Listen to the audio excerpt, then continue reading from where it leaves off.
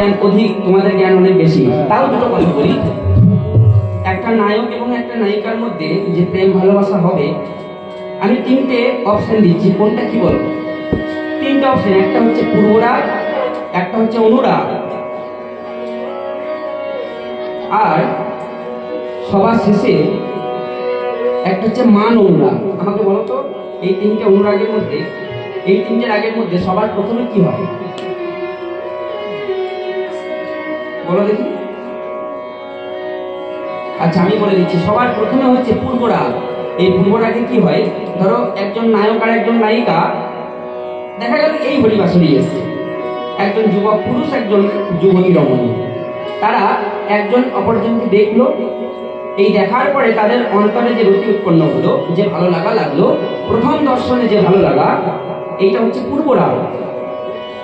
এই পূর্বরাগটা আস্তে আস্তে আস্তে আস্তে যখন তার জন্য ভাবনা চিন্তা করতে করতে করতে করতে যখন তার জন্য ভালো লাগা থেকে ভালোবাসা জন্মালো, এরপরে হচ্ছে অনুরাগ। তাহলে এই যে বিষ্ণুপ্রিয়া তার কথা ভাবছে, তাকে একবারই দর্শন করে এসছে গঙ্গা বক্ষ মাঝে, তাহলে তার এখন হচ্ছে পূর্বরাগ। আর এই পূর্বরাগ রাধারানী যেমন ললিতা বিশাখার কাছে প্রকাশ করেছিল, গোবিন্দ যেমন তার সখার কাছে প্রকাশ করেছিল, সুবলের কাছে প্রকাশ করেছিল, আজকে বিষ্ণুপ্রিয়াও তার বিপরীত কিছু নয়, তার সই প্রিয় সই কাঞ্চনার কাছে প্রকাশ করল। ওরেও কাঞ্চনা, আমি ঘরে ফিরেছি, আর থেকে আমার আর কিচ্ছু ভালো লাগে। এই দেখ না, কিছুক্ষণ পূর্বে আমার মা একটু কাঁচা হলুদ নিয়ে এসে আমাকে বললো, প্রিয়া এই হলুদ একটু কেটে দে তো। আর আমি ওই শিলের উপরে ওই হলুদখানি নিয়ে, কাঁচা হলুদখানি নিয়ে যে নোড়া দিয়ে বাটাটা দিয়েছি, আমি আর পারলাম না মাছকে। ওই কাঁচা হলুদের মধ্যে সেই কাঁচা হলুদ বর্ণের সেই মানুষটি আমার চোখের সামনে ভেসে উঠল। হলো না হলুদ বাটানো হলো না। আর সেই থেকে আমি আমার দেখছিস তো, আমার গায়ে একখানি অলঙ্কার নেই, আমি আমার গায়ের অলঙ্কার খুলেছি। আমি যেই দিকে ফিরাই রাখি সই, আমি যে দাঁড়িয়ে দেখি, সেই দিব্য পুরুষকে দর্শন করে আমার যখন আর কিছুই ভালো লাগে না শরীরে, বলে ও কাঞ্চনা আমার ভালো লাগে না,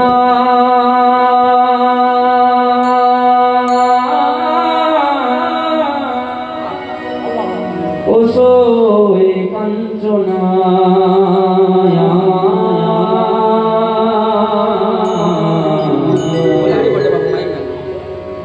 ভালো লাগে না,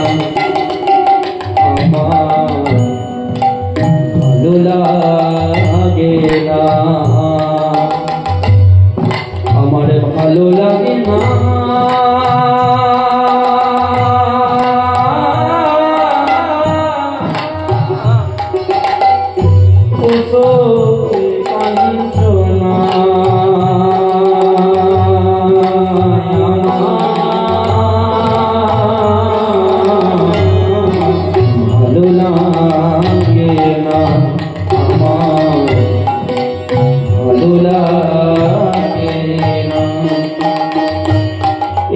শোনার বলো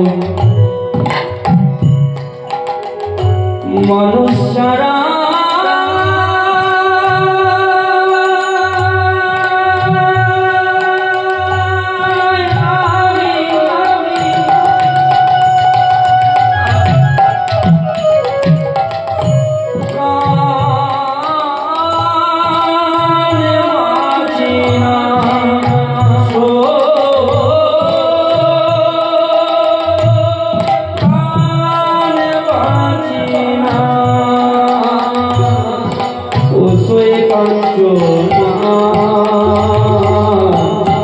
ভালো লাগে না, ভালো লাগে না, আমার ভালো লাগে না, আমার ভালো লাগে না,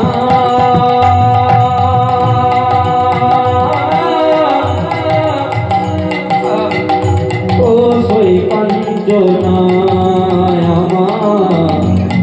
ভালো লাগে না, আমার ভালো লাগে। আমি যখন নয়ন কাঞ্চনা ভালো তো আমার লাগে না, রাতে ঘুম উড়ে গেছে, আর তাছাড়া আমি যখন নয়ন দূরে থাকে আমার অন্তরেও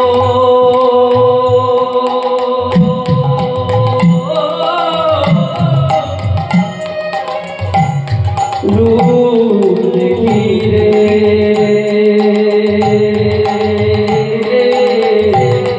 আর নয়ন মেলে তার দেখি ওরে কাঞ্চনা ভালো লাগে আমার ভালো লাগে আমার ভালো লাগে না ওরে কাঞ্চনা ভালো লাগে না ওরে কাঞ্চনা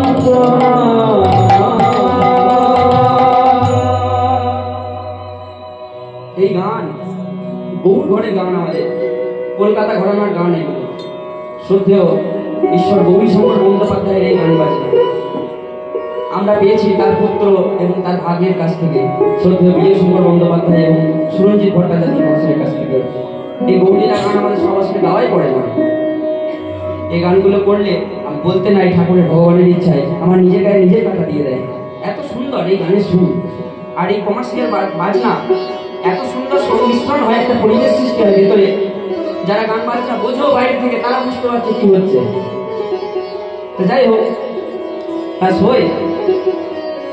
তাকে তো আমি দর্শন করে এলাম আর সেই রূপে নয়ন দিয়ে ঘরে ফেরার পরে আমার আর কিছু ভালো লাগে না এখন আমি যেদিকে ফিরাই আছি সেই দিকেই গৌরাঙ্গ দেখি আর একটু পারবি তাকে একটু এনে দিতে পারবি তার নাম জানিস তুই সেই যে অচেনা মানুষকে আমি দেখে এলাম দেখ তুই তো আমার মরমের সই পারলে তুই পারবি তার সাথে আমার মিলন করে দিতে বলে তাকে সে কে আমি কি করে বলবো বলতো তার যদি কিছু বিবরণ দিতে পারিস তাহলে আমি চেষ্টা করতে পারি যে সে কে আমি বলে দিই চিনলে যদি চিনি অবশ্যই বলে দেবো বলে তার বর্ণনা এক মুখে তার বর্ণনা আমি কি দেবো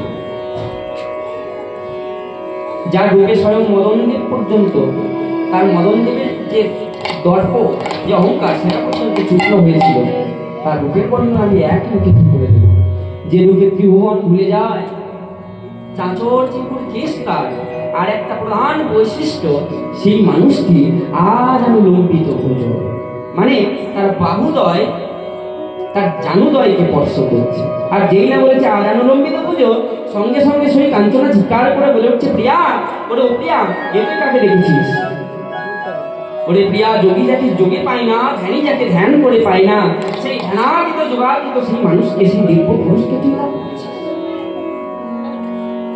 কত বড় সৌভাগ্য তো তুই নিজেও জানিস না সই কাঞ্চনা তুই কি তাকে চিনিস বলে চিনবো না এই সারা নগরবাসী সারা বঙ্গভূমির মানুষ সারা নবদ্বীপবাসী সবার কাছে সে যে একই নামে প্রসিদ্ধ কেহ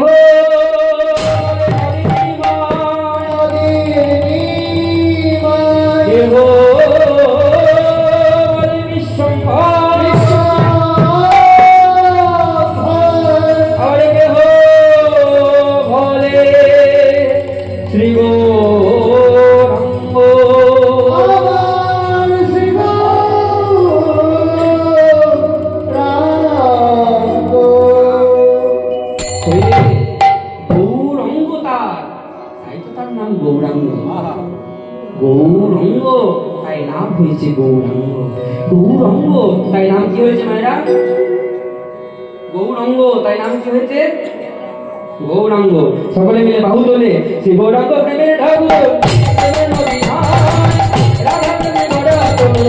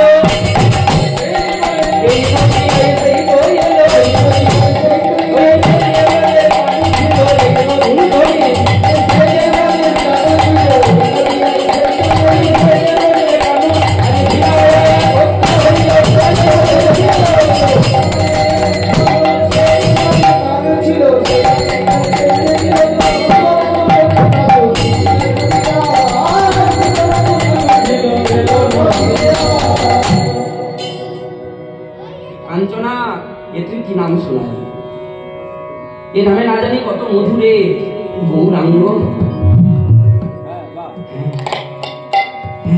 আমি তো তার, সে যে আমার গৌরাঙ্গ, সে যে আমার। কাঞ্চনা, তুই পারবি না তার সাথে আমার মিলন করে দিতে? তার কারণটা কি জানিস? আমি এখন যেদিকে ফিরাই রাখি আমার কি অবস্থা জানিস? সই আমি দেখে নো গৌরাঙ্গ চাঁদ, দেখে নো গৌরাঙ্গ চাঁদ, গোরারে রূপ দেখিয়া আকুলি আকুলি দেখিয়া আকুলি পড়েছে দিদি খারে, পড়েছে দিদি ভাই।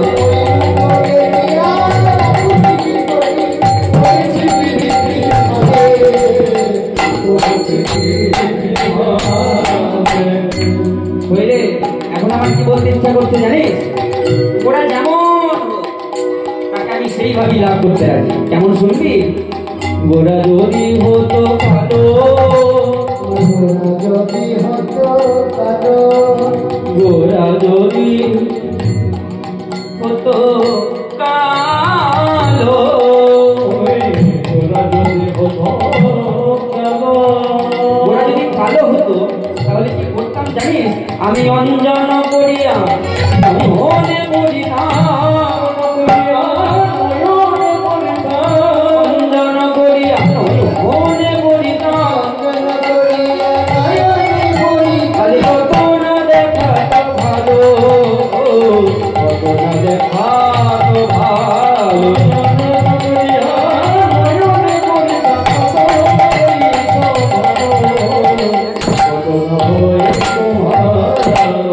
যদি কালো হতো, যদি কালো হতো তাহলে আমাদের অঙ্গের মধ্যে আমরা কালো বর্ণ ধারণ করি, অঞ্জন করে, কাজল করে, তাহলে আমি করে কাজল রূপে আমার নয়নের মধ্যে বন্দি করে রাখতাম, কিন্তু ছেড়ে দিতাম না। আরো শুনবি সই? গোরা যদি হতো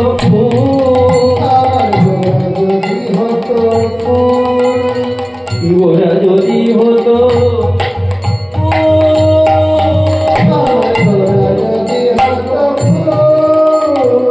যতন করিয়া, যতন করি আমি কানেতে বাঁধিতাম, যদি ফুল হতো তাহলে যতন করে কানে বাঁধতাম। সেই কানে কি হতো জানো? আমার কানেতে দুলি কানেতে দুলি আমি যতন করিয়া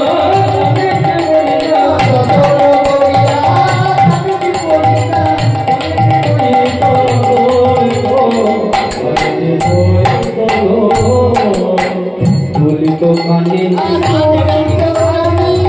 লাগে তো ভালো, ফুল তো কানে এই ফুল রূপে গোরা চাঁদ আমার কর্ণে লাগে তো ভালো, ফুল তো কানে ফুল রূপে গোরা। আরো গোরা যদি ফুল হতো আমি আমার কানে দুল করে গোড়াকে বন্দি করে রাখতাম, কিন্তু ছেড়ে দিতাম না। বলে বেশ বেশ, আরো কিছু বলার আছে নাকি? আরো বলার আছে। গোরা যদি হতো মধু, যদি হতো মধু, আমার গোরা যদি হতো মধু, যদি হতো মধু, এই কেন রাতে কয় আসাদ করিয়া, আরে বলি তো বলে দেবো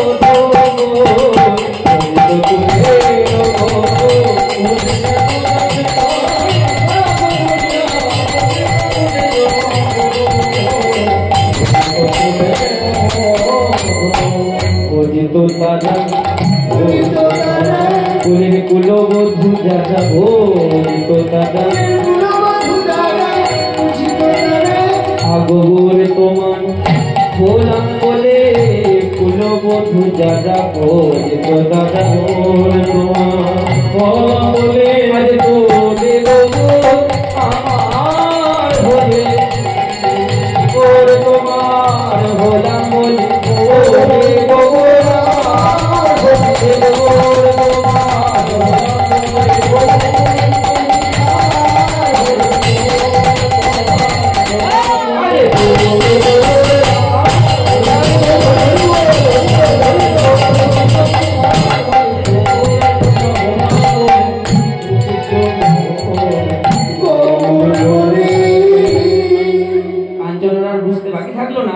বিষ্ণুপ্রিয়া যদি গোড়াকে না পায় তাহলে তার এই অঙ্গে তার এই দেহে আর প্রাণ বলে কিছু থাকবে না।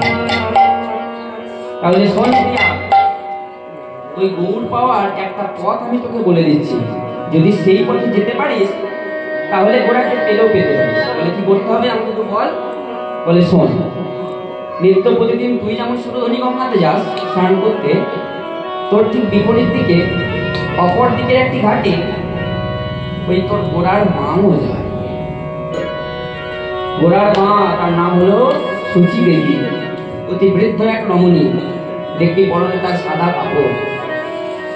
এক কাজ কর, তুই আগামীকাল সকালে একদম নিশিপ্রভাত কালে তুই ওই যাবি গঙ্গা বক্ষ মাঝে, কিন্তু নিত্য প্রতিদিন তুই যে ঘাটে যাস সেই ঘাটে না গিয়ে যে ঘাটে শচী দেবী স্নান করে সেই ঘাটে যাবি। আর শচী মায়ের কাছে গিয়ে তুই তার কাছে আশীর্বাদ চাইবি, তার চরণে প্রণাম জানাবি। আর কি বলবি জানিস, যে মা আমি একটা নামীকে লাভ করতে চাই, আর তার জন্য আমি নাম ব্রত ধারণ করেছি, তা আপনি আমায় আশীর্বাদ করুন আমি যেন সেই নামীকে পেয়ে যাই। তুই এইটুকু আশীর্বাদ দিবি। আমার মন বলছে শচী দেবীর আশীর্বাদ যদি তুই পেয়ে যাস তাহলে গোড়াকে লাভ করাটা তোর কাছে কোনো ব্যাপার না। বলে বেশ, তবে তাই হবে। এই বলে পরের দিন সকালে বিষ্ণুপ্রিয়া কি করেছে, একদম নিশিপ্রভাত কাল বিলম্ব না করে তাড়াতাড়ি করে যে ঘাটে নিত্য প্রতিদিন যায় সেই ঘাটে না গিয়ে তার পাশে যে ঘাটে শচী দেবী যায় সেই ঘাটে দূর থেকে তাকিয়ে দেখছে, না তাই তো সেই কাঞ্চনা যেমন বললো ওই সাদা কাপড় পরে একজন বৃদ্ধ রমণী সে স্নান করছে। আমার আবার এই শচী দেবী আবার কেমন ছিল দেখুন, শচী দেবী আবার খুব ছুঁই ছুঁই ভাব ছিল। ছুঁই ছুঁই ভাব বোঝো কি বলতো?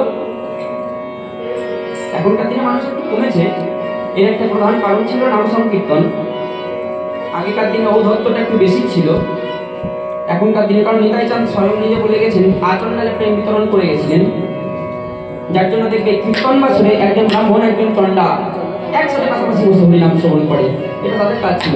কিন্তু তার পূর্ব যুগে ছুঁই ছুঁই ভাবটা খুব ছিল। তার আমার শচী দেবীরা সেমনি ছুঁই ছুঁই ভাব খুব। নিত্য প্রতিদিন স্নান করে যখন ওই পাড়ে ওঠে, স্নান করার পরে তার মাথার উপর দিয়ে যদি একটা কাক উঠে যায় আর সেই কাকের ছায়াটা যদি শচী দেবীর গায়ে পড়ে যায় একবার, পুনরায় সে গঙ্গায় গিয়ে স্নান করে। এতটা সে ছুঁই ছুঁই ভাব, এতটা সূচি পায়, এদেরকে সূচি পায় বলা হয়। আজকে শচী ঠাকুরানী আমার স্নান করে ওই তীরে দাঁড়িয়ে নামের মালাটা হাতে নিয়ে আর কি জপ করছে।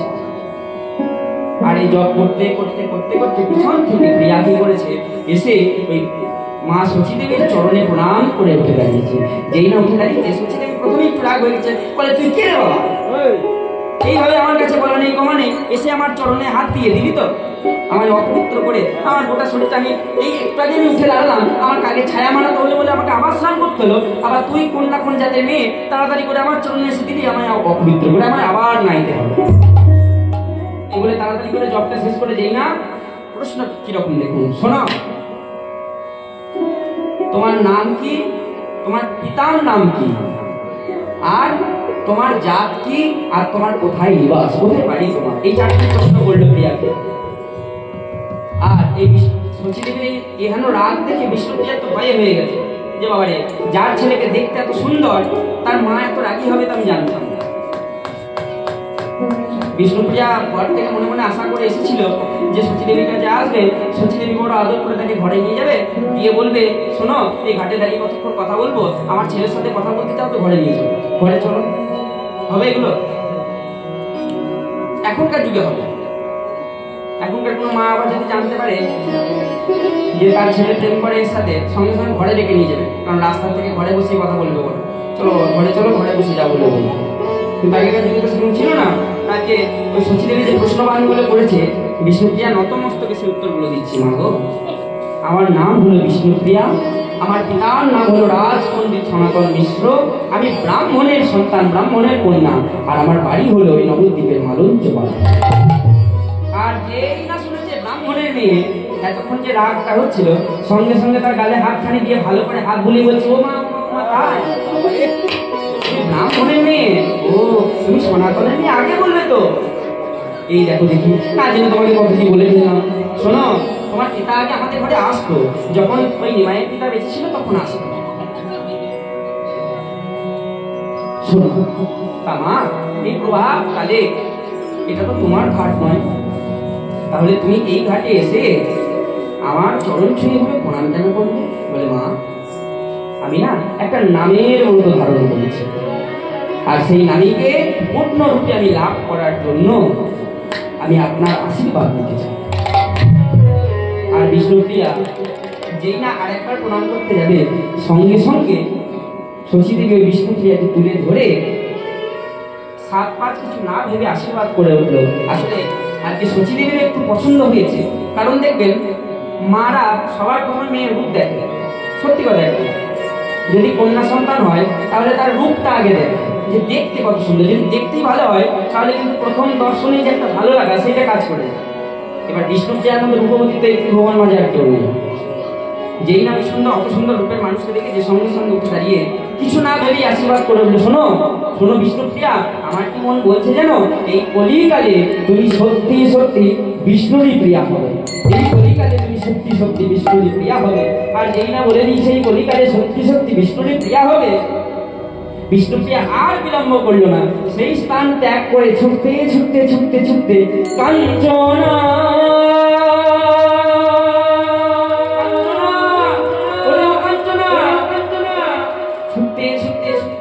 কাঞ্চনার কাছে এসে এবার কাঞ্চনার চরণে একটা প্রণাম করেছে।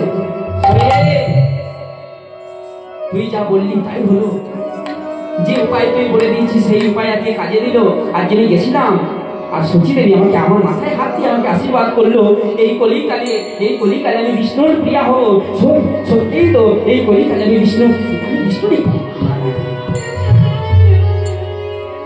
এই কলিকালে আমি বিষ্ণু প্রিয়া হব না।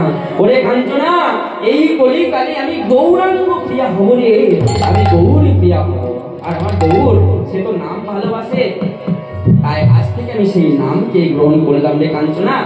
আর যে গৌরের নাম বলে দেয়, যে গৌরের পরিচয় বলে দেয়, যে গৌর পাওয়ার পথ বলে দেয়, সেই তো গুরু হয়ে যায়। তাই কাঞ্চনা, আজ থেকে তুই আমার গুরু হলি, আজ থেকে আমি তোকে গুরু বলে সম্বোধন করবো। কাঞ্চনা রে, আমার গোটা তো নাম ভালোবাসে, সে নাম ছাড়া থাকতে পারে না, তাই আজ থেকে আমি নামের মতো ধারণ করলাম।